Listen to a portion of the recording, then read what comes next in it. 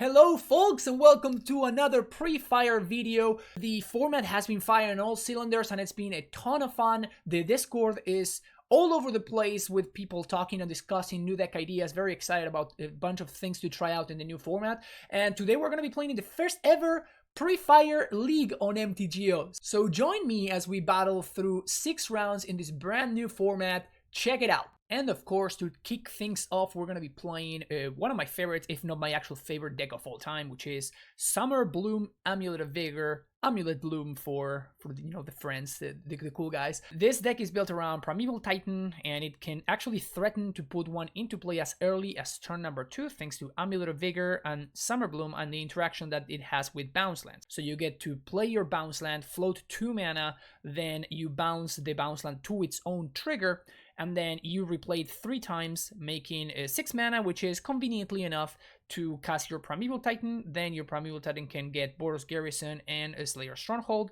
which can give the Titan haste, allow it to attack, and then when you attack, you actually get a bunch of possible things. This is a very much a toolbox deck, so we have Colony Garden to protect against big attackers, and Liliana of the Veil Edict triggers, Radiant Fountain to gain life, Sunhome Force of the Legion allows us to give double strike to the Primeval Titan, which turns into an actual 20 damage combo alongside double Amulet of Vigor. So if you have 2 amulets, you actually get to 20 your opponent. Temple of Mystery is a way to get some scry value, and then Tolere West actually opens up the not only getting any of our lands, which we have access to a bunch here, and then even more in the sideboard like Bojuki Bolt, Cavernous Halls, and Ghost Quarter, but we can also get Summoner's Pact, Pact of Negation, and even Engineered Explosives or Walking Ballista. All of these are options that we have access to. We, of course, have access to Grixis and Zenith as well. Zenith can go get our Primeval Titans or Azusa's to give us ramp, or a Reclamation Sage to destroy something like potentially Damping Sphere or Counterbalance, things like that. In the sideboard, we're going to have access to a bunch of other tools, namely Thruktas, Obstinate Baloth, Tireless Tracker, and Ramnap Excavator are all tools that we have access to. We can even have stuff like Hornet Queen and nonsense like that, so definitely ton of possibilities. Preordain, Ancient Steels, which is historically a pretty reasonable cantrip in this shell as well, and then of course Summer Bloom being legal is a big deal. This is the reason why I wanted to start off with this deck. I am in the beginning of this format, I kind of want to try to break the decks that are more potentially broken. So this definitely sounded like it would be one of them. So I wanted to try to my best at breaking this deck. So if something needs to be done and we need to ban Summerbloom or Amulet or like whatever, or Green Sun Zenith, we will see what. But I wanted to make sure that action gets taken as soon as possible. This is a brand new format and I am very interested in keeping it healthy and fun for everybody. So we'll see how things go. In the server we have access to, more toolbox targets in Slaughter Pact, which we can get with Tolere West. This is going to be particularly good against Twin. Cross and Grip, which I have mostly because of Twin and obviously the counter top decks. Grafdigger's Cage seems fantastic against Dredge and stuff like that, as well as opposing Green Sun Zenith and Pod decks. And then Dismember to kill creatures, Swan Song as the cheapest counter spell. Something like Spell Pierce could also be interesting as well, but Swan Song being a hard counter can be a big deal in the late game. And then, as I said, some one-off lands that we can tutor for with Primeval Titan or Tolere West. This is going to be really fun. If you're enjoying the content, make sure you hit that like and subscribe button and join the PreFIRE leagues as well. If you want to play some PreFIRE and MTGO, want to try to see if you can break any of these, have a shot at it. Let's see what you can do. So far, it's been a lot of fun, so hopefully that trend continues. Round number 1 of this PreFIRE league. Very exciting. This hand looks spectacular. This is the kind of hand that could make me think that this deck is not okay. Yep, it's exactly the kind of hand. Yeah, this is kind of unreal. Do I want a Steerings on top of this? I guess. Definitely want the Amulet first and then send the turn back. Like if my opponent... Okay, my opponent just played a tap land. They're just dead. They're just so dead. This is very good. So we're just gonna play and rebounce the same land a bunch of times. Third time around, we will actually bounce the Gemstone Mine, cast the Primeval Titan, and this should be very clean from here. I don't think if there's any way for Demi to get back into this game. Let me rephrase that. There's no way for Demi to get back into this game. We're done here. This is strong. Temple of Mystery to get some scry value on top of this. This is pretty unreal. We bottom that, and I guess I might as well Ancient Steerings. I don't see why not. Another Amulet, clean. Clean turn 2. This is exactly the point though, right? This is exactly what I was trying to achieve with this in terms of, is this deck broken? Sure looks like it is, so if that's the case, then we're gonna have to do something about it. Yeah, I mean, this is just academic from here. This is land number 1. We float infinite amounts of mana, play out the second land, and we're just going to Zenith for a second copy of Primeval Titan. Not that we need it, but, you know, why not? And here we're just going to get, I guess, any 2 random lands. Let's get 2 Gemstone Mines. This is going to allow me to get red and white mana. I mean, it just doesn't matter. Like, this is what the kids call garbage time. But yeah, obviously this is freaking busted. So something to be on the lookout for. Game number 2. Looks like we're playing against Blue-White Stoneforge Mystic. So Cavernous Soul is probably going to be quite strong. Don't think we're going to need these lands right here, so we can get rid of those. This seems like exactly the kind of Tireless Tracker matchup I'm looking for. Swan Song looks fine here. Pact of Negation I like. Amulet of Vigor I could see shaving 1 copy. Ghost Squatter, we probably don't need that. I definitely want these cards right here for the potential of some countertop action going on over there. Rex Sage also pretty decent. Explosive seems fine. Ballista seems unnecessary. Thragtusk seems okay. I don't think I care for Obstinate Baloth, but Thragtusk does seem pretty good. I doubt he's going to be blowing up my land, so I don't think I want Ramen Up Excavator. Same thing with Slaughter Pact. This seems unnecessary. We could shave some Ancient Steerings and potentially a Summoner's Pact. I do like Pact of Negation. Preordains look great. Yeah, this seems fine.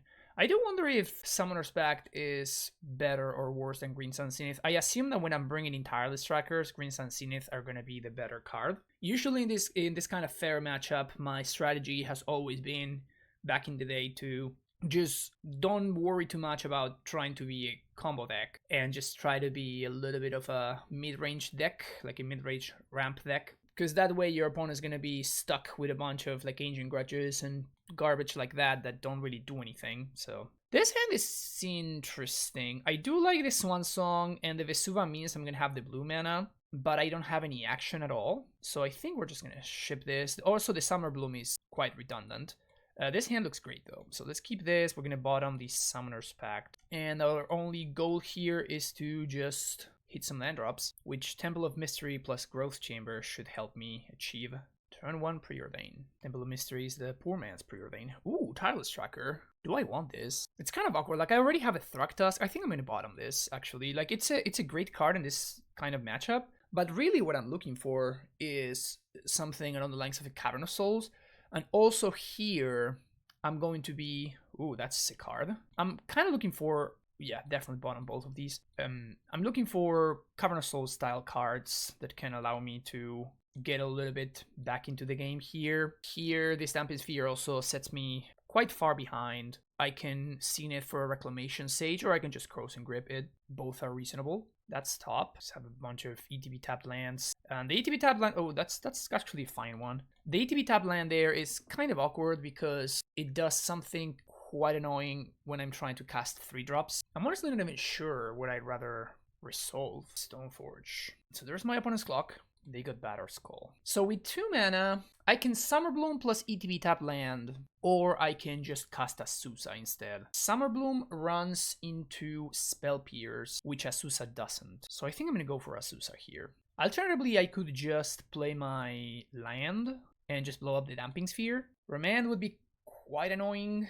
Remand, yep. Okay, send the turn back. The Stamping Sphere is also really annoying when I'm trying to preordain and stuff. He tops on upkeep, which is interesting. Do I want to fight over this Batterskull is the question. Because I could just pass the turn and just Cross and Grip the Batterskull. I could just Summerbloom. If they Snapcast a Remand, then that's pretty good for me. Yeah, I think I'm just going to lead on Growth Chamber, so I give... This is going to be better for my mana. And now I'm going to Azusa. Now if this Azusa resolves, then I just get to play T-West and then Crumbling Vestige before my opponent gets a chance to respond. Maybe I should have just played out the Teleria West though. Oh, they're digging. So they don't have the other Remand, which is good for me, because if they Remand here, they cannot put in Batterskull. Looks like they found it. I guess best case scenario would be something like Mana Leak. Spell Queller. That's a banger. Okay, but at least I don't have to go to this card, so that's nice. So next turn, what I can do is I can just play Crumbling Vestige, Preordain, and then I can just use Cross and Grip to, I guess, blow up the Batterskull. They recast the top, take 2. I could Summer Bloom.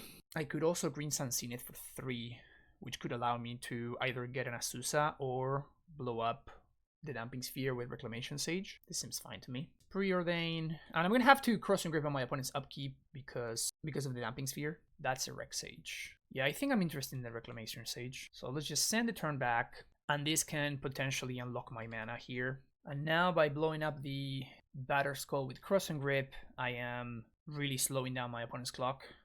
I guess if I blow up the Damping Sphere instead, now that my opponent tapped out, maybe I can unlock my mana here. Yeah, I think I'm gonna do that. So we're gonna take 7, but then we can potentially resolve this Thrag Daddy. So end step, Cross and Grip the Damping Sphere. This should unlock my mana. There's that. Gemstone Mine. So now we actually have 6, potentially 7 mana. I think we're gonna lead on Reclamation Sage, blowing up the Batterskull. This is going to help my clock significantly. And now, do I want to play around Spell Pierce? Actually, I don't think I do. Nah, actually, let's do it. So, play Summer Bloom. We could Transmute for Pact of Negation. Kind of like that. Yeah, let's do that. Get Pact of Negation, send the turn back. I have to assume that my opponent is going to have a non-zero amount of Path to Exiles and whatnot. They spin top on end step. We have up to 9 mana now. I think I may have cut my Radiant Fountain. I was not expecting to get clocked by a Spell Queller. That's my bad. Second Stoneforge. Ugh. Please don't get the... Oh, Feast and Famine. Gross. Yeah, that's gonna be a lot. Now that unlocks their mana... Yeah, I think that's gonna be too much. Feast and Famine is one of the most effective cards against us. I'm gonna discard this Thragtusk. Counterbalance. Potentially counter that, huh? Zenith for 7. At least we don't have to worry about this one with the counterbalance. I don't think my opponent's gonna have a 7-drop over there. Disdainful Stroke. I'll Pact. Now they have to top into a 0. They Path to exile their own Stoneforge to shuffle. So I guess that they know there's no 0 on top. And now, let's see if they find it. Counterbalance remains Flooded Strand. Okay, gonna concede. I'm gonna move on to the next game. So, do we want these members? Kind of feel like we may want these. And potentially Radiant Fountain. Honestly, I'm not even sure I want Radiant Fountain. Engineered Explosives is an interesting one. Slaughter Pact, probably not what I want to do. How do we want to approach this? Now we know about the sword, which is a big deal. I think I want to be more proactive on the play. Maybe cut the Thragtusk. And I guess I don't need the Sunhome. I can just go for Radiant Fountain instead. Let's see. These seems fine to me. Pretty decent hand. Slow, but we got a bunch of the pieces that we're looking for. Turn 1 top. I think I need to Preordain, because I need an untapped land to cast Azusa. Keep that one on top. And I guess I want to play Radiant Fountain here. Gives me more value down the line. We get to cast Cavern on Human. Sure. I'm going to have to deal with that counterbalance now, but Cavern on Human. And I know that I just drew an Amulet, but like it's just so bad for me. Oh, never mind. Like my opponent can just put the top into the top, so they can just counter my Amulet. Reveal the planes. So play this out. And I guess I'm gonna bounce the Cavern of Souls and not replay it. Because next turn I can Zenith for 4, and that can put a tracker into play, and then I can just play out the Cavern of Souls. But this combo right here means that these 2 cards are just dead until I find an answer to the counterbalance. We did get faster to the board this time around though. Ooh, Path to Exile. This is great for me. So we got a little bit of ramp there, and I guess I have to... Ooh, I guess... No, I think I have to do this for 3 and go get a Reclamation Sage. So here Demi can have exactly Jace, and that would counter my Zenith. So what I was thinking of is go ahead and just play my Cavern of Souls and then Zenith for 5.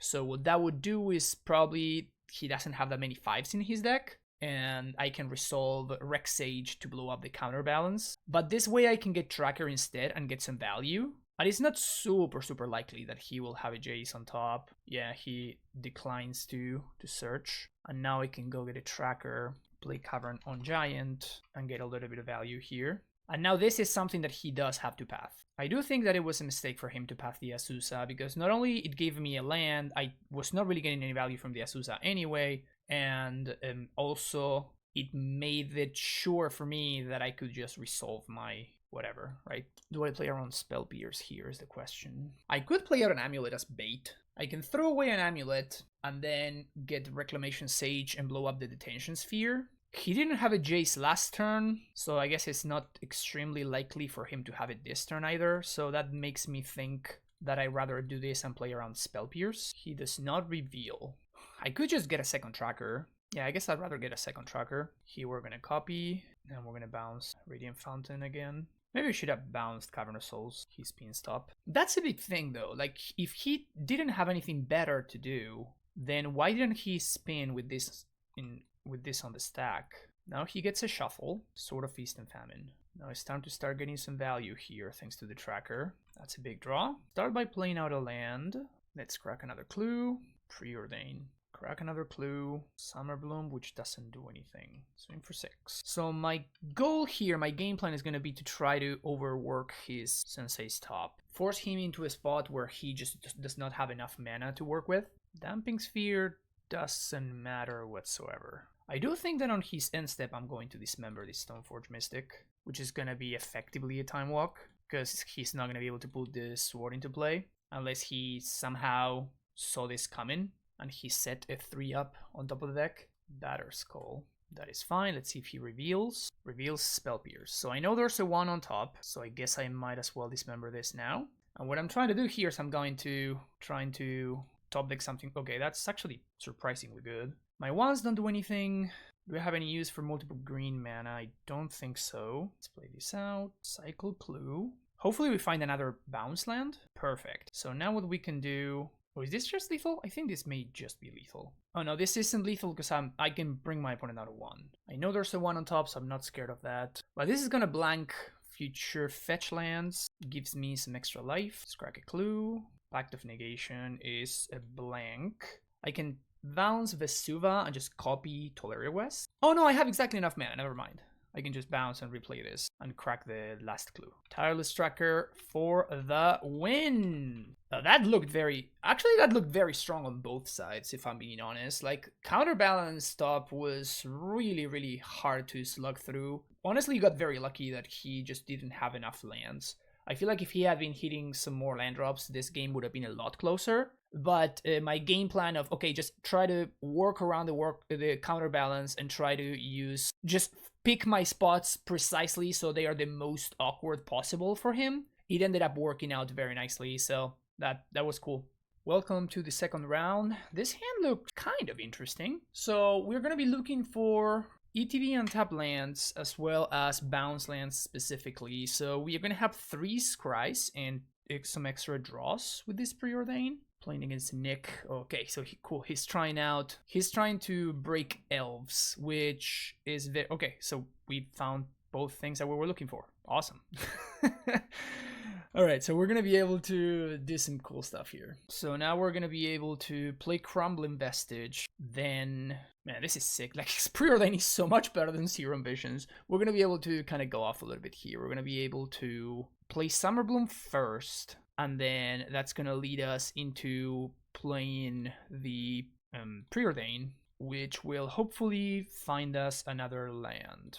Ideally a bounce land. Here goes Preordain. Alright, that's not the best, but... Oh, actually, I want both of these. Oh man, can't undo. Okay, well, man, I made a mistake there. I should have just kept both of them. Like, any 2 lands were fine. I forgot that I was going to Preordain. As I just said, Preordain is insane.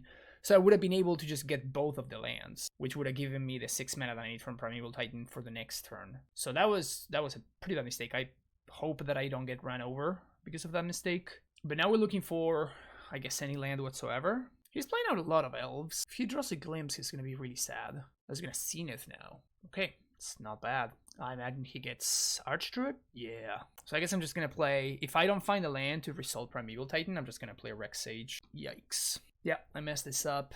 So I'm just going to play out the Reclamation Sage and I guess play Gruul Turf and bounce the Crumbling Vestige. Send the turn back. So this is going to make attacks a little bit more awkward for him. But, you know, I effectively time-walked myself because of that mistake on the Preordain. Still have to get used to how messed up this card really is. Now we're going to have some interesting choices to make. Because we can resolve Primeval Titan. how we like what we get is gonna be interesting because we can get. Oh, that's a lot of mana. Is this a hoof? Oh. Getting hoofed? Is this lethal? This may be just lethal. Yeah. That's super lethal. Let's go. All right. That was pretty insane. Honestly, I'm not even sure that getting Primeval Titan there would have been any good for me. Explosives and Ballista seem pretty decent here. Dismembers probably okay. I don't think I want Slaughter Pact. How much do we respect Damping Sphere is a question. I guess we don't before we see it. That was a mul to 5 from my opponent, by the way. Oh, Grafdigger's Cage. This one seems pretty good. Let's cut a Pact of Negation. And I guess if I'm bringing Cage, I want to cut Zenith. Yeah, let's go with this. Huh. All the lands enter tapped, but this is fine, I think. Because we can go turn 1 T West, go turn 2 Amulet into Steerings and Preordain. Play Amulet, play Growth Chamber.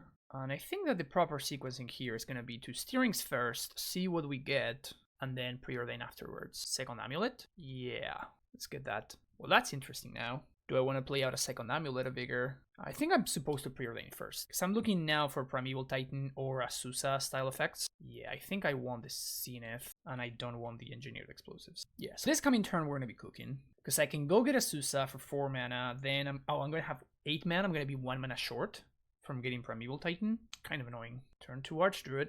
Yeah, I'm exactly 1 mana short. Also, I have to be mindful of the fact that I drew the Boros Garrison here. So if I play Growth Chamber, that gives me 4 mana. Oh no, I have enough. So 4 mana, get Asusa, then play this once. That allows me to transmute. Then I play Boros Garrison, leave Boros Garrison. Yeah, I think I should be good. Float some mana, float some mana. Zenith for 3, Asusa, play Growth Chamber, bounce, transmute for Summoner's Pact. I can double strike. No, actually cannot double strike because I have the Boros Garrison in my hand. And I'm going to need to pay for Pact next turn. So what I can do is I can go get Gemstone Mine plus Stronghold just to haste my Primeval Titan and then go get another Tolaria West instead. So let's just do that. Because I cannot, like, in order to double strike, I need to leave Boros Garrison as the last land into play. And if I do that, then I'm not going to be able to pay for my Pact, which would obviously be quite problematic. And my opponent can just chump. I can deal exactly 20. My opponent can just chump, going down to 1. This way also, we can get whichever 2 lands we want. Stack our triggers properly. Because we already have double green plus 1 in order to pay for my Pact trigger. Definitely getting Tolaria West. So next turn we can pay for Pact, and then I have to be mindful of just not dying. I may need to chomp block next turn. I guess I'll just get Temple of Mystery here. Dealing more damage doesn't really matter. So I think we just do this. Just get a little bit of extra value. Whew, that's a good one. So if we don't die this turn, we should be good to go. We're safe from Thoughtseize, I'll tell you that much. Visionary. Notably tapping the black mana there. That's a Sentinel. Okay, so they have another black source. No Glimpse quite yet. Seen it for 2. For Scrib Ranger? Let's go.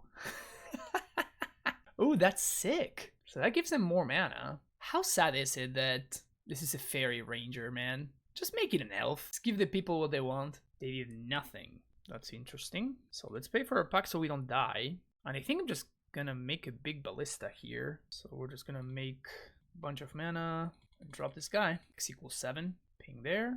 Yeah, okay, that's good enough. On to game number 3. Do I want to change anything? Did not see anything like Damping Sphere or whatnot. My counter magic is pretty medium to bad. This seems fine to me, I think. I'm really excited that somebody's giving a shot to the Elves deck. Honestly, it feels like it's gonna be one of those decks that could potentially be extremely, extremely good, but seems kind of hard to build. Like, I don't know if we want to do something like Crater Hoof. Definitely Hoof looked very good in that very first game, but there's gonna be a balance to strike between trying to be closer to Legacy Elves versus trying to be a little bit closer to the modern Elves deck instead. Okay, so this is turn 2 Summerbloom, hopefully turn 3 Primeval Titan. I think I'm okay with this. We can also sequence in such a way that we can transmute this Tolaria West for something like Engineered Explosives. Turn 1 Cavern Elf. Play that out, send the turn back. My best draw is obviously an Amulet of Vigor, Scrib Ranger, and nothing else. So we just do the thing, I guess. 1, 2, 3, send it back. And now we get to cast Primetime next turn. Probably we will get Bounce Land plus... I guess we're just gonna get double blue Bounce Land. Okay. You just shocked, but did nothing. How am I gonna get got here? So let's go Growth Chamber and Temple of Mystery. This way I get a little bit of value. Summoner's Pact. It's a little bit redundant with my current hand. But this allows me to next turn just transmute and we can play Ballista for 3. He shocked and did nothing. I'm very surprised. Okay, take 1. Glimpse. Okay, now we go. It is time to go, folks. Mystic. Draw a card. I'm assuming that's what he drew, because otherwise he would have... Oh, he whiffed. He would have gotten a Dryad Arbor otherwise. Yeah, since I cannot really set up lethal here, I'm just gonna go for Walking Ballista and just play a Ballista for 3 and just destroy his mana generation. I feel like this is the best thing that I can do here. Kill Llanowar. Fetches in response for basic forest. Decay. I mean, we still get to destroy all of his dudes, so this is just totally fine. Okay, so now I doubt that he's going to be able to win from here. We're going to get Boros Garrison and Tolari West. And I'm assuming this game is locked up now. Next turn we will be Zenith for 7... for 6, I guess. And then we will get a Bounce Land and a Slayer Stronghold. Bounce the Stronghold, play the Stronghold for turn, and then haste the Primeval Titan, and we're gonna swing for 15. So yeah, there you go. All right, we got there.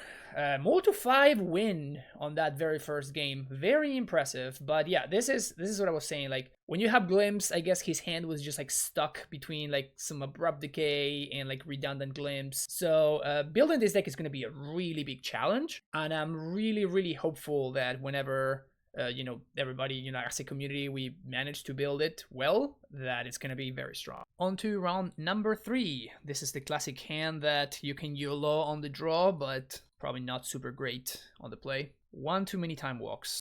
This hand looks good though, so I'm going to bottom the Zenith because I want all my lands. And then we can go turn 1, Temple of Mystery, looking for Amulets and Bounce Lands. Summoner's Pact seems unnecessary, so let's just send it back. Verdant Catacombs. Let's see what Artie is cooking with over there. Overgrown Tomb, Thoughtseize. I imagine there goes my Primetime. He could try to get a little bit cheeky and go after my Preordain. That would be interesting. He does go after the Preordain. Okay. I see you, Artie. I see you. Street Wraith. Oh, he's playing Shadow. Okay, that's probably very correct for him to do. Growth Chamber is a fantastic draw. The question is, will it be more value for me to start to do some Temple of Mist, to get like extra scries, or to get 0-1 dudes? Now that I know that he's on Shadow, because he can't be on Living End, because, Thoughtseize is a 1-drop, so I have to figure out how to maximize this. I think I'm gonna need time over anything else, so we're gonna go for Colony Garden here. This also makes it better because it delays the turn of playing the Semi-Growth Chamber, which makes drawing an Amulet of Vigor a lot better for me. Oh, what you got going on there, my friend? Some Godless Shrine value. Yeah, let's go for Growth Chamber here. We're just gonna bounce this Colony Garden so we can get more value down the line. I'm probably not chump blocking this 3/4 Goyf. This plant token has more work to do. Probably chumping a massive Shadow or something like that. If he does tap out though, I'm very interested in Liliana. Now I feel very smart about not chump blocking with the plant. So this is 6, so I'm going to bottom, just ditch the Colony Garden here so that I can go Zenith. Ooh, Pitching Lingering Souls, so sexy. So now I can Zenith for Azusa, play Sanctuary, bounce Temple, and then replay Temple. Guess I'm gonna keep Tolari West. And now if he has Inquisition, or if he has another Thoughtseize, it's gonna be a problem. Definitely taking 3 here. This is not a big a deal. Both of these creatures insulate me from Liliana minus. Second Liliana would also be quite annoying. And the reason to top the Tolari West before, which I didn't mention, is because it gives me more live draws. So now it makes future bounce lands better draws while not being hurt by this Liliana, while not being really affected by this Liliana. Flashback Souls is totally fine. And the passing of the turn. That's a big deal. So now we are, I don't want to say in the clear, but things are going to be a lot better for us. So I think I'm just going to get 2 bounce lands here in order to once again insulate from this Liliana. Alternatively, I could get Slayer Stronghold and just play out all my cards. This would make all of my creatures into potential threats. But I do have to respect my opponent having access to... Yeah, I guess I'm going to do that. I have to respect my opponent having access to this card here. And Path to Exile, like an answer to the Primeval Titan. But this will allow me to actually pressure this Liliana with my silly creatures. Abrupt Decay. I haven't played a land yet, so I guess what I will do is I will just bounce the forest and just hold the forest, just not play a land. This means that next turn I can spend 3 mana to transmute, and then I'm going to have 1, 2, 3, 4, 5 mana only. That's if I play out the Tolaria West. No, I think this is better.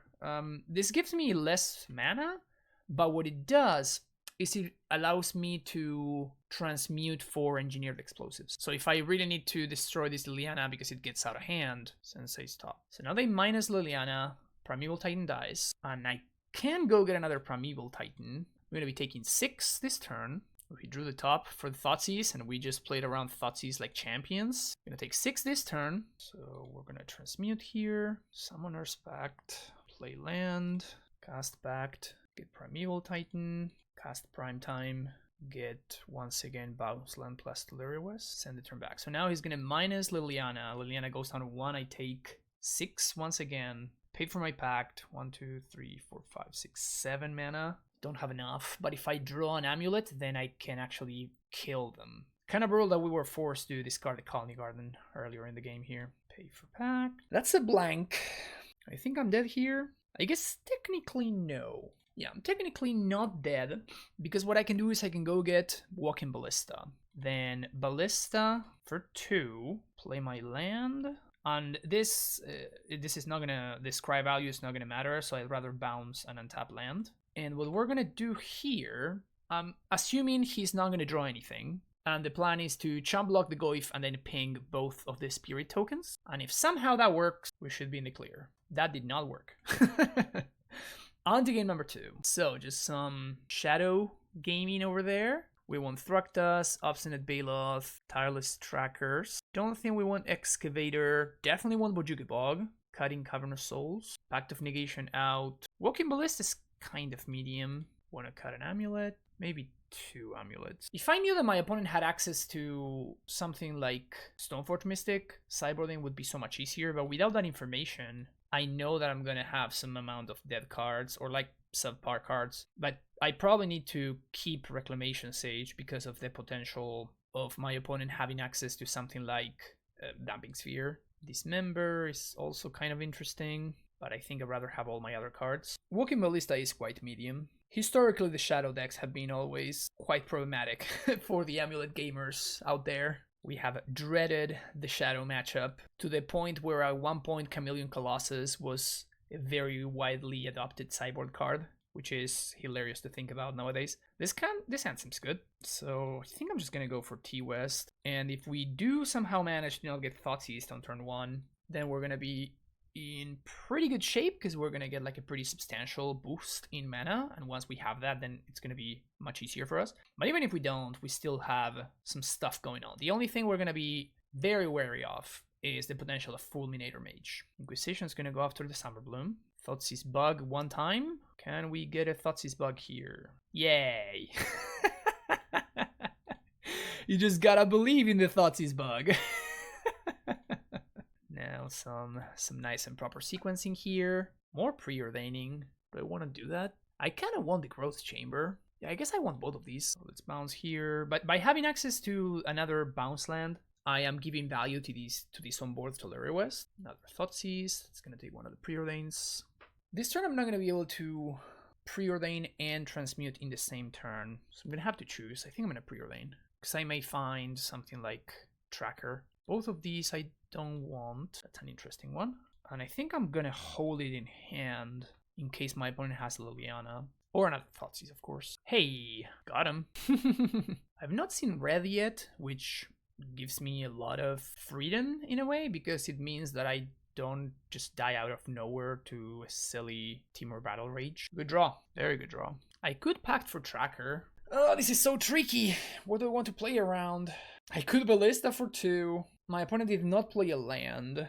I think I'm just gonna get a Pact and just play my explosives for 1 and not play my land to play around Liliana. If my opponent has another Thoughtseize, that's going to suck.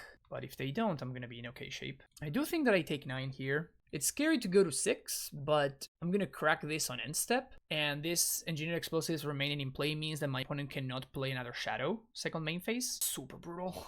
My Baloth is already gone. End step. We are gonna crack here, because I'm not going to be able to time walk again. And oof, that sucks. Play that out, I guess. Pass the turn.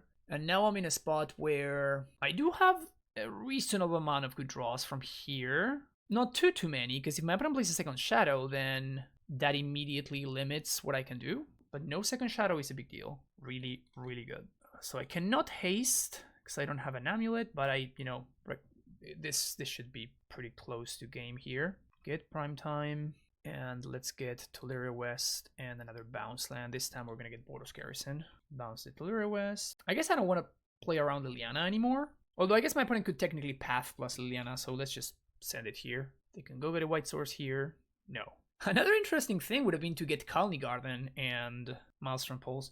Get Colony Garden and Slayer Stronghold would have been potentially lethal there, which is hilarious to think about. Okay, there we go. Now this is indeed lethal. We get Stronghold plus any bounce land. Bounce here, play this, and lethal. Okay, taking a game off the Shadow deck, not an easy feat. On to game number 3, last one.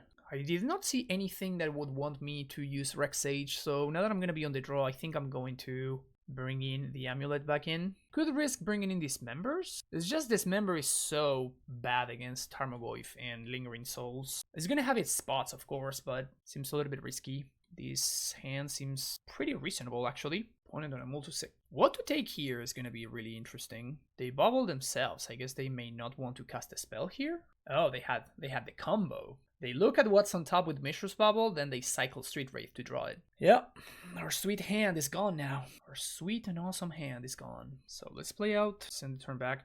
They are really going to need to Thoughtseize this Summerbloom away.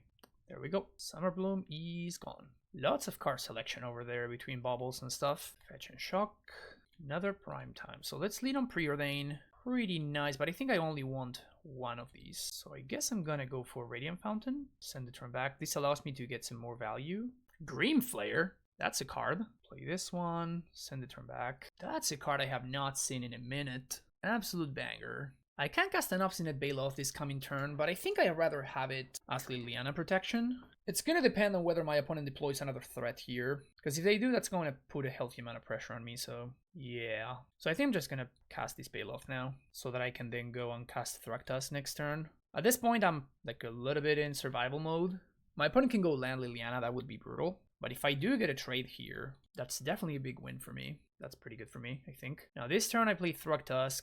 Oh, Thoughtseize. That's definitely going to take the Thrag Daddy. Oh, they take prime time. Oh, please don't surgical me. Please don't surgical me, Artie. Don't do it. Oh, I knew it. Oh, I knew it. No.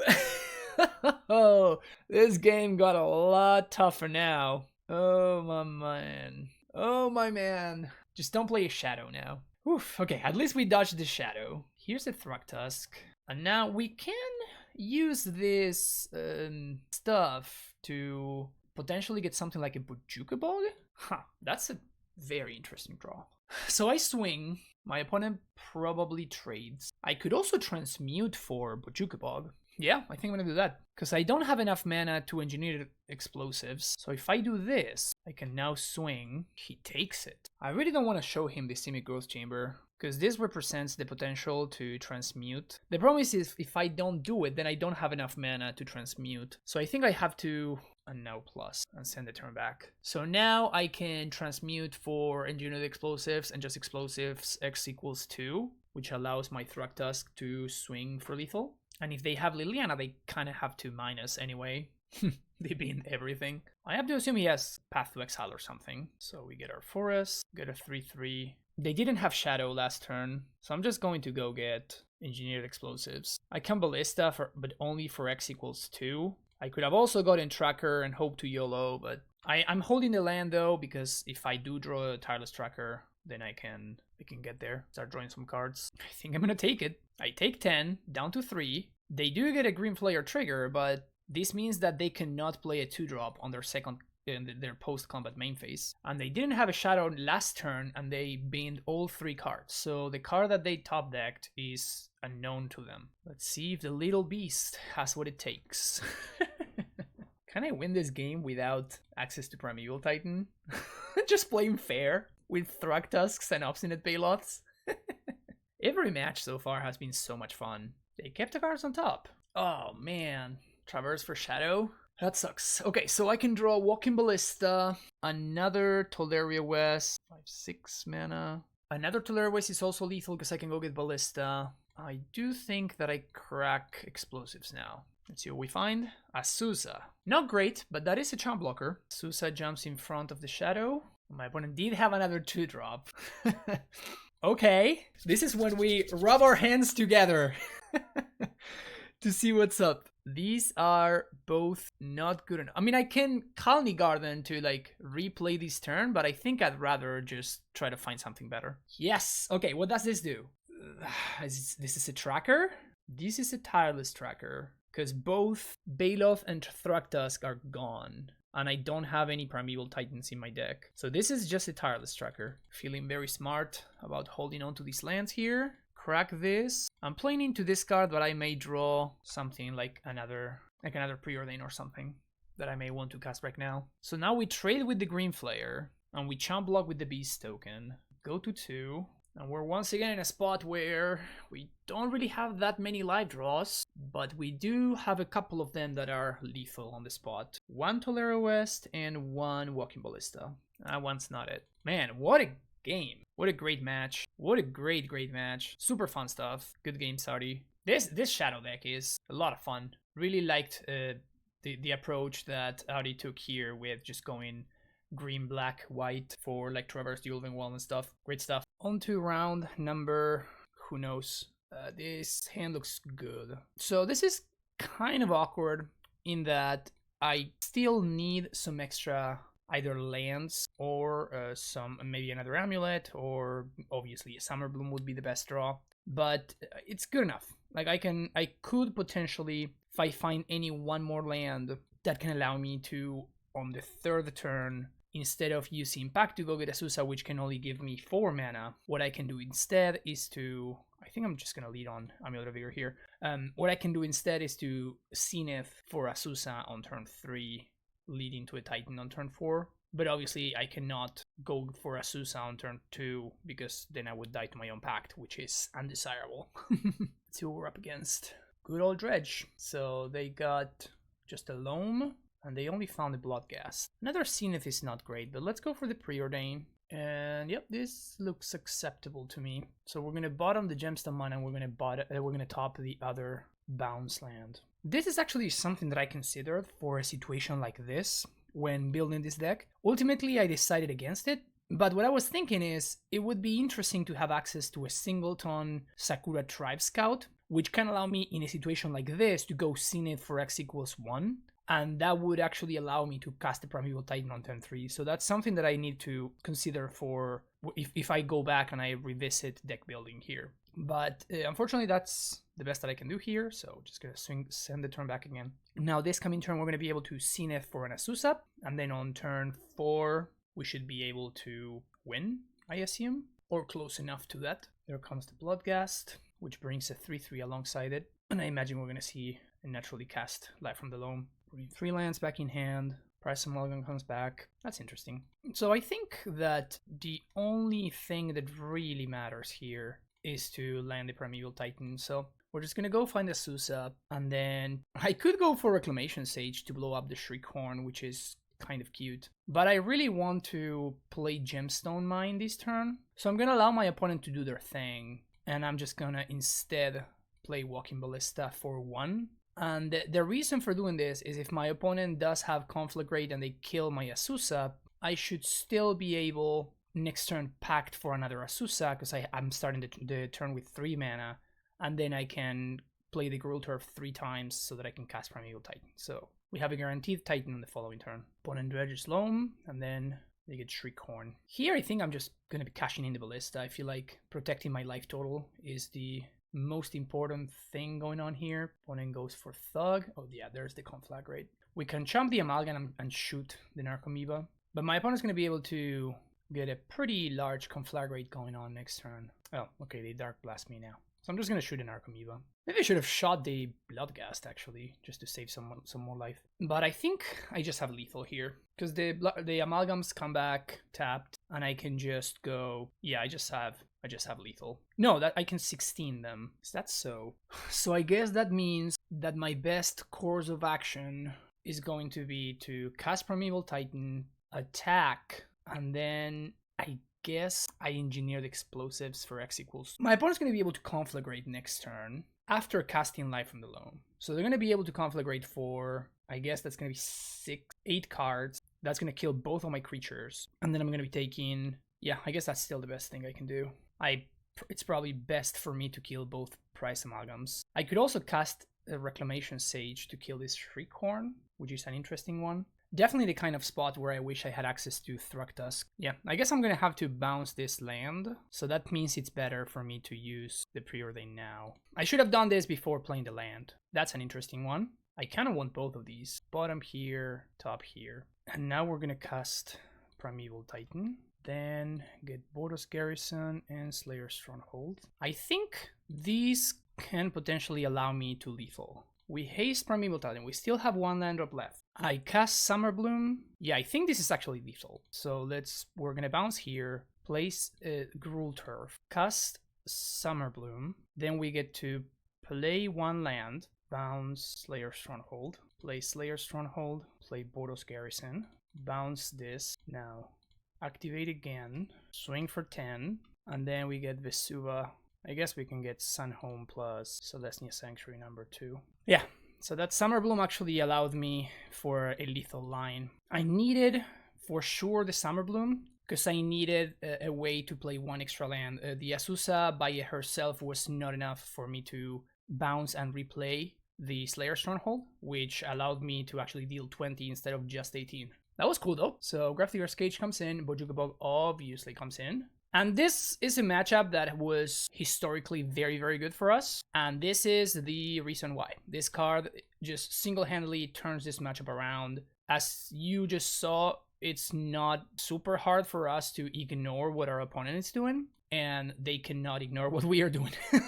So this is like one of those matchups that is just, by definition, just very positive for us. Just based on deck construction, you know? So I think Reclamation Sage is interesting because it blows up Leyline of Sanctity. And you would think, like, why would you ever want Leyline of Sanctity against, you know, Amulet? But the truth is that, again, Bojuka Bog is such a big deal for the Dredge deck that having access to Leyline of Sanctity means that Bojuka Bog cannot target them. Also, this deck used to play Tormod Script in the sideboard as well, and that's another card that gets, you know, significantly hindered. As in, doesn't function anymore. Okay, so I think Thruktusk is fine. Obstinate Baloth, probably also okay. Maybe I want the Baloth instead of the Zenith when I'm bringing in Grafdigger's Cage. Maybe I should be cutting Engineered Explosives instead. Yeah, let's do that actually. This is definitely an umbo, but both of these cards are so individually powerful that my opponent probably will not be able to comfortably win through a cage. And having the 4 Zenith with the redundancy, we just saw the power of that, right? You can also see in that game that we just played why I love this deck so much. Like, there's so many crazy lines and so many like little details that you may not pick up. Like, it took me years to get to the point where I could find like a lethal line based on what we did right there.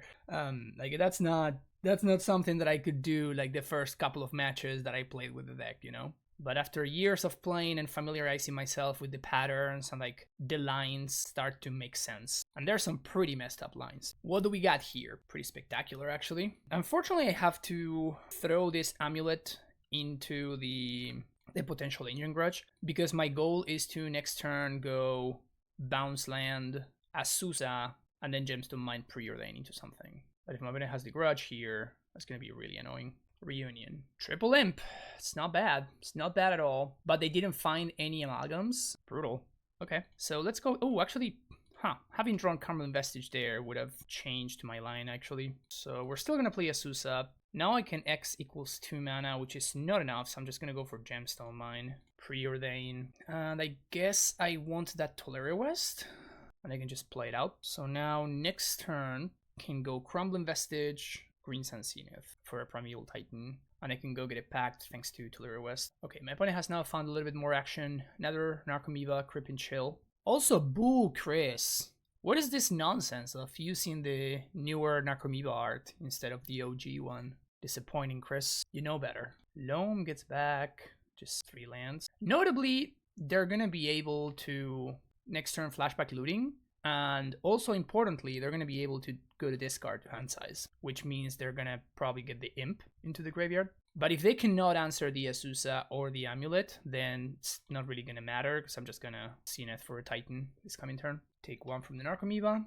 Interesting to know that they have access to Thoughtseize. Goes for discard. This card's Conflagrate. So we're gonna play Crumbling Vestige. This is gonna give us 2 mana. Do I want to play this out? I'm gonna be able to Bojuka Bog them, so I'm not super scared, to be honest. It's just a matter of, do I want to maximize my land drops? And I think I do. This also allows me to play around like a late removal on the Azusa. So let's bounce here, and we're just gonna Zenith for 6. Get Primetime, Boros Garrison, Slayer Stronghold, Haste, Primeval Titan, bounce. I guess I might as well attack with the Azusa. Gonna get Bojuka Bog, and I guess a Growth Chamber. Growth Chamber allows me to bounce the Bojuka Bog again and keep this party going.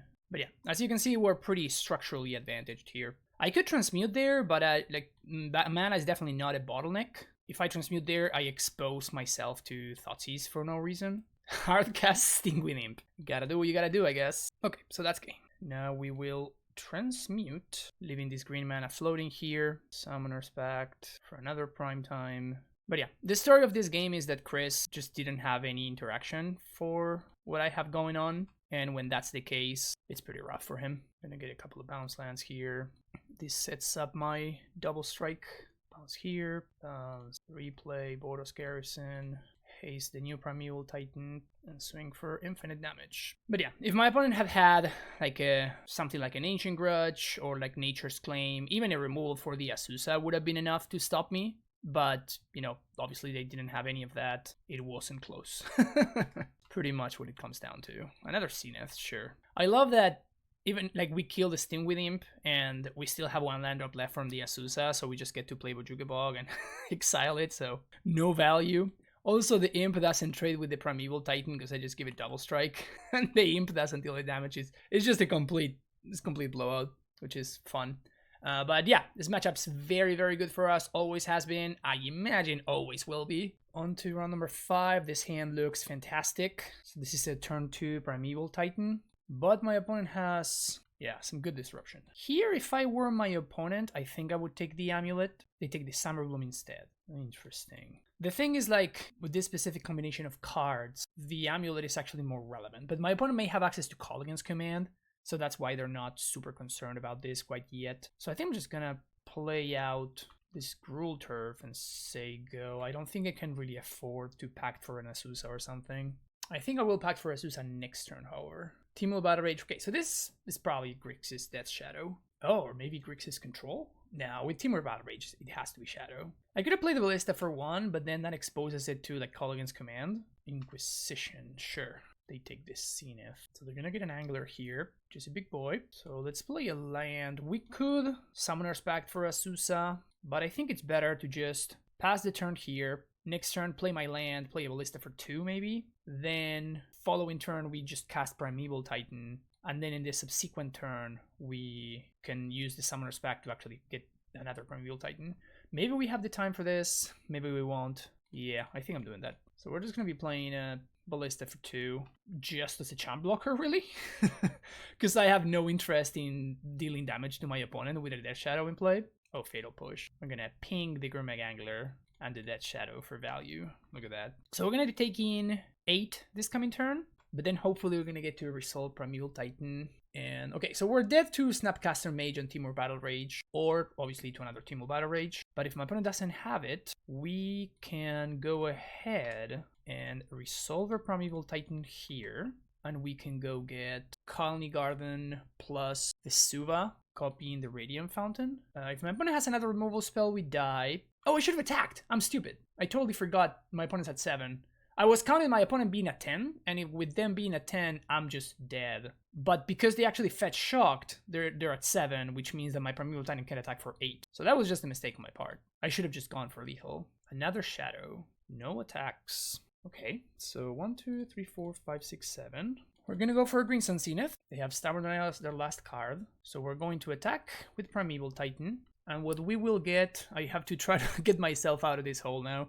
We're going to go for this. So this, they have no more cards in hand, and this threatens lethal. So my opponent needs to block, but it allows me to play a land on second main phase. Yeah, we're just gonna trade. We play a land on second main phase, which then allows me to Summer Bloom. Play 1 bounce land, 2 bounce lands. This is get Summoners Pact. We get another Primeval Titan, and we get Tolaria West plus bounce land.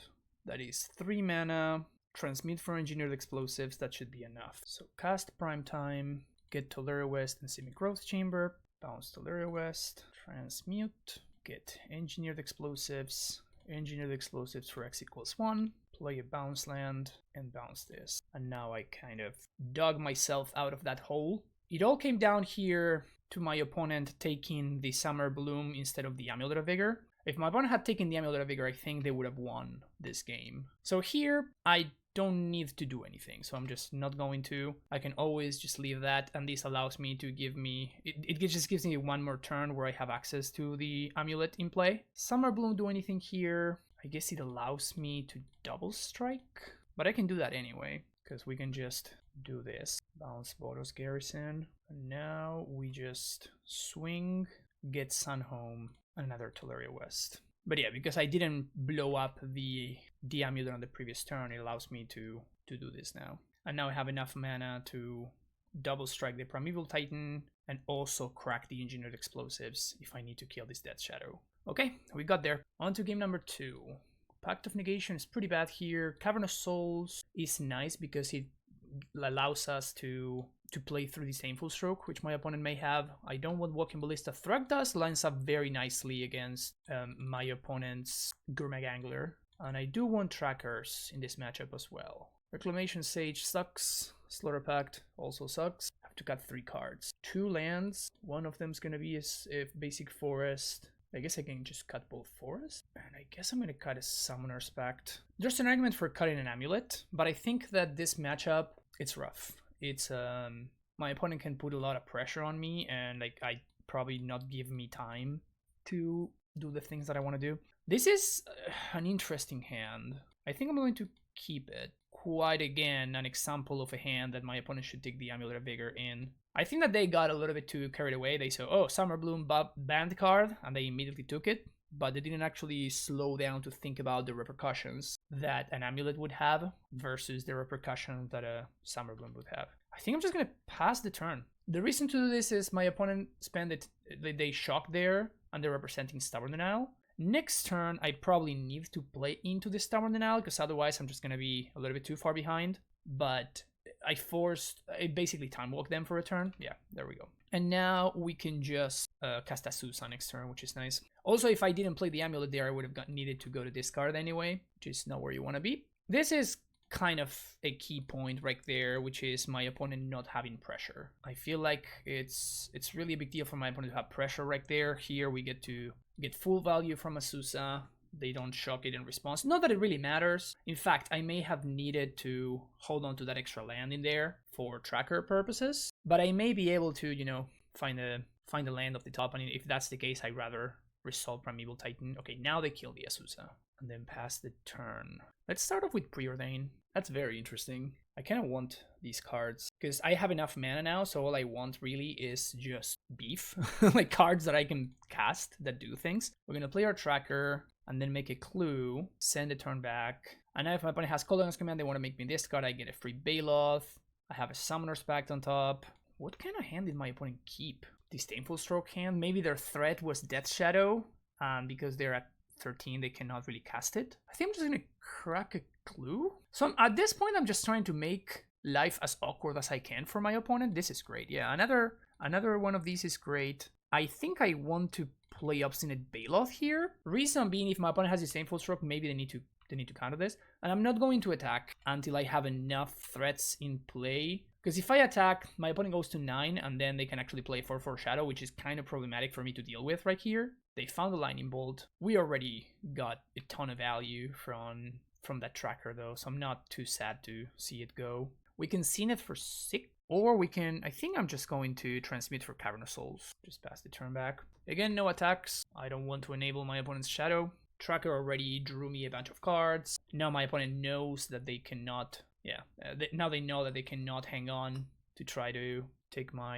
counter my Titans with Disdainful Stroke. I guess there was no need to crack a clue there. But now I think I'm just going to be able to resolve Prime Time, which is going to put me in pretty solid spot. And I don't even need to play around Disdainful Stroke anymore.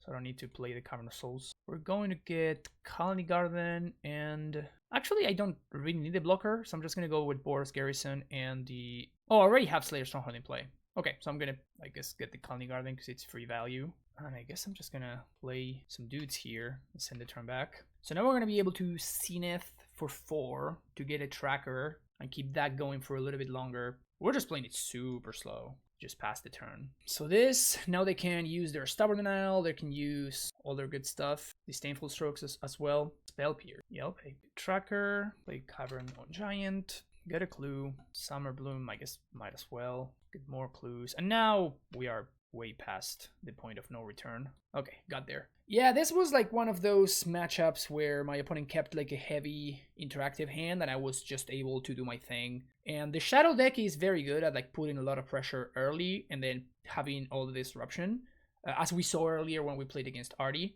But like, unfortunately, this specific hand for my opponent did not line up well. Also, the redundancy of Zenith and Summoner's Pact is not going unnoticed. So this is also something that I'm keeping in mind.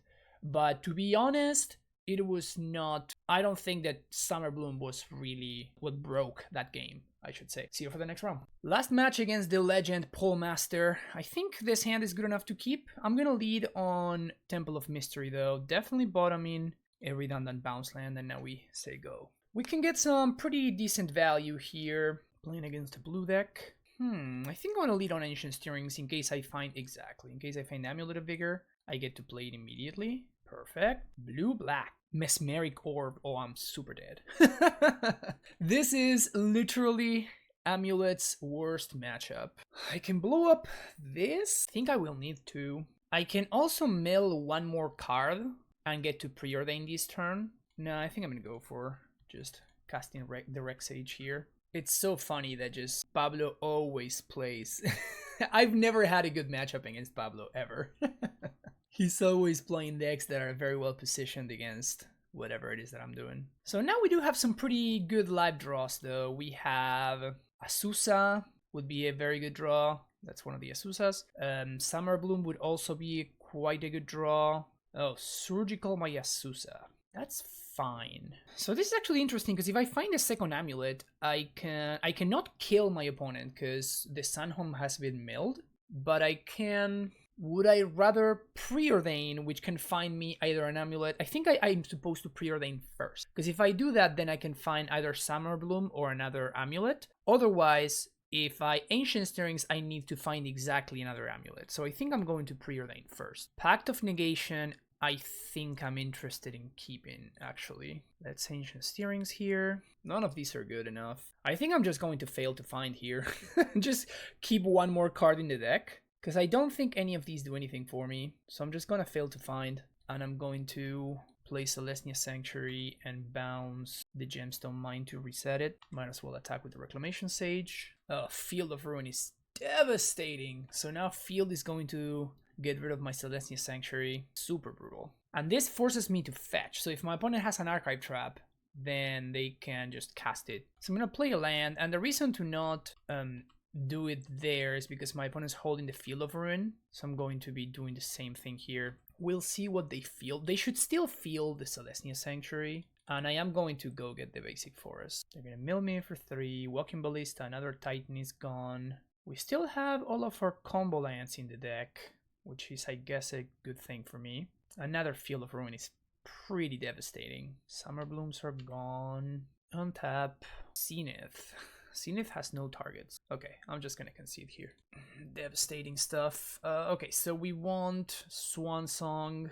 We want Dismembers. Don't want Walking Ballista. Want these. We want all of the cards that allow us to play more of a mid-rangey game. And in the past, I remember like sideboarding up.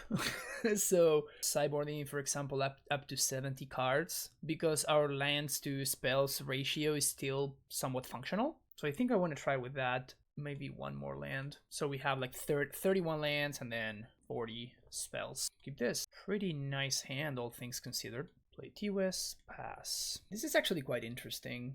If I want to play around Spell Pierce, I think I don't want to. Okay, cool. So now we're gonna Vesuva, copy the Dark Slick Shores, and cast Preordain.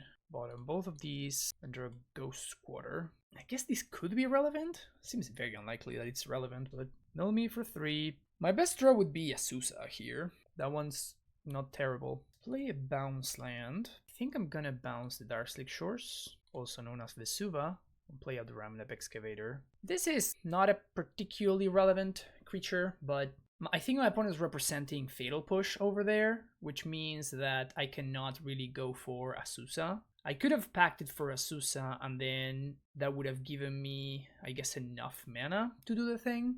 But it's so risky because then I die to my upkeep. Maybe it's worth it. Maybe it's worth it to just go for lethal there. Mill themselves. Oh, that's hilarious.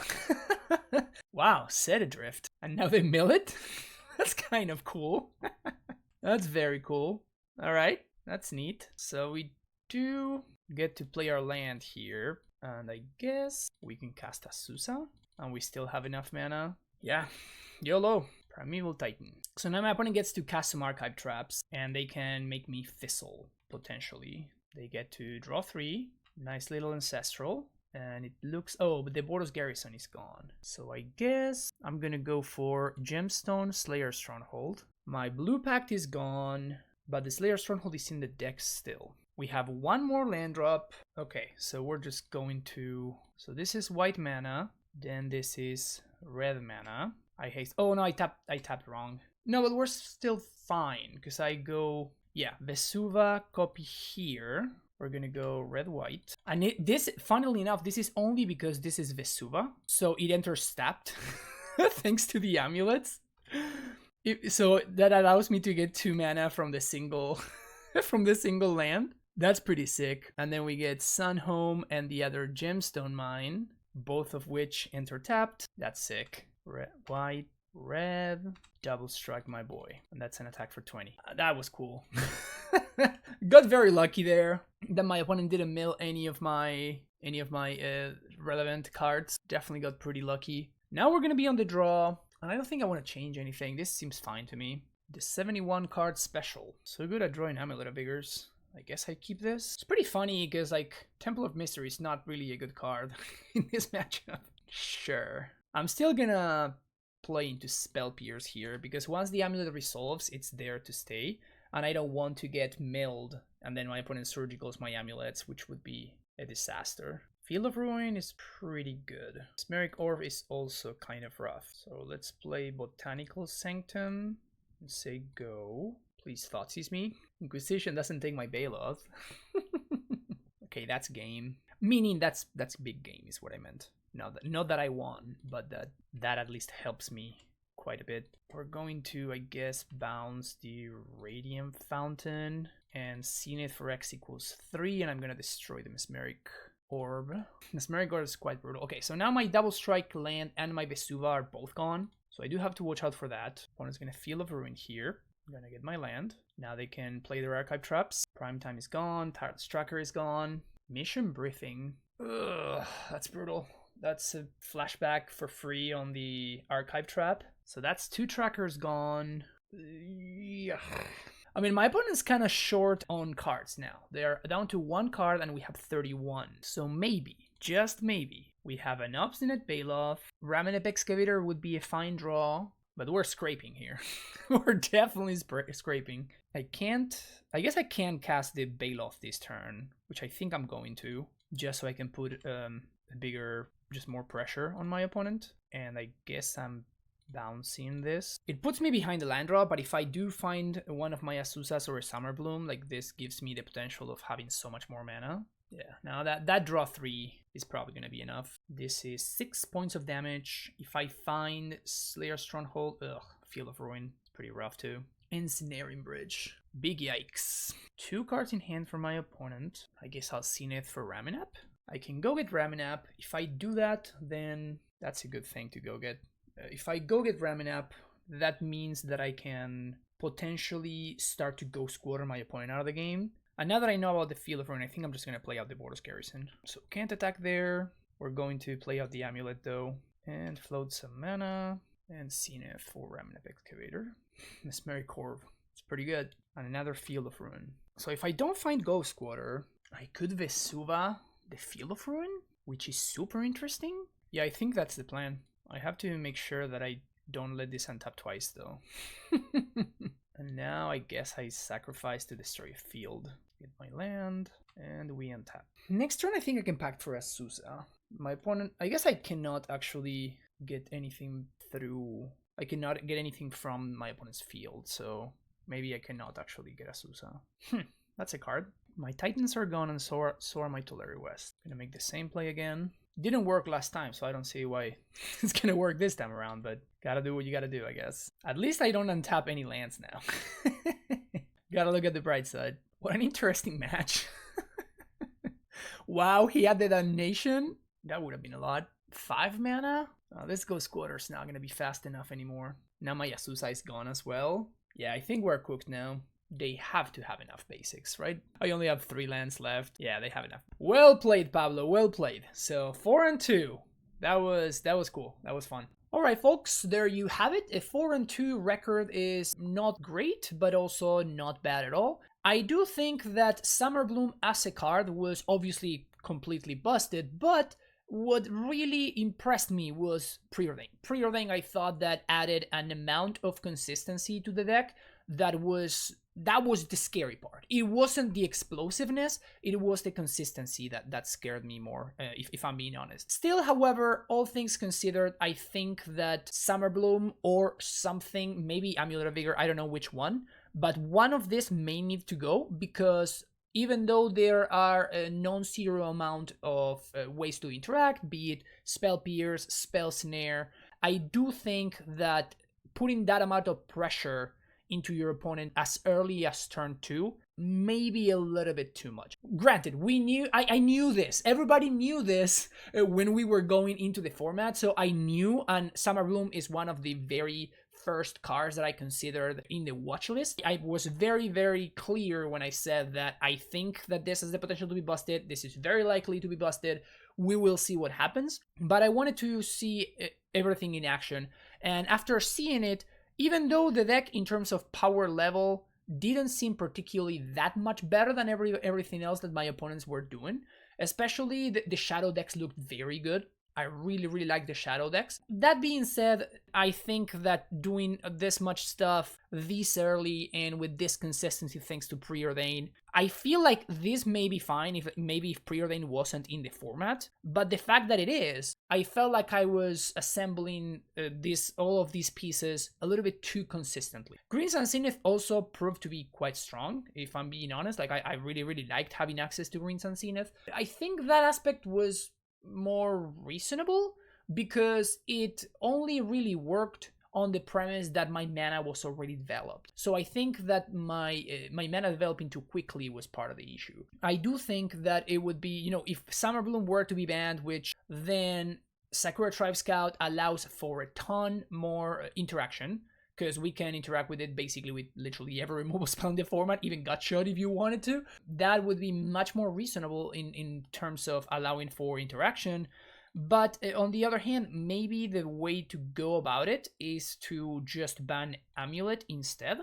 And then we end up with a very, very interesting deck building exercise where now all of a sudden we can play Summerbloom on turn 2 and maybe we play some Tribe Scouts and some other stuff in order to help with redundancy. But we actually don't have, even though we can play a Primeval Titan on turn 3, this Primeval Titan is going to be a lot more fair and it's going to be a grindier Primeval Titan as opposed to explosive and the game Primeval Titan. So I do think that is an interesting experiment to think about. We will see how things go. My initial thoughts are that one of these is going to go, or something from this deck is going to go. These are the 2 more likely to go. So we'll see how things shape up. And I'm very, very excited to see what people's thoughts are about the format so far. We will definitely be looking at the results as soon as we get them at the end of this league. If I have the time, I'm going to try to make a video where I discuss all the decks that did well, just to get a nice little feel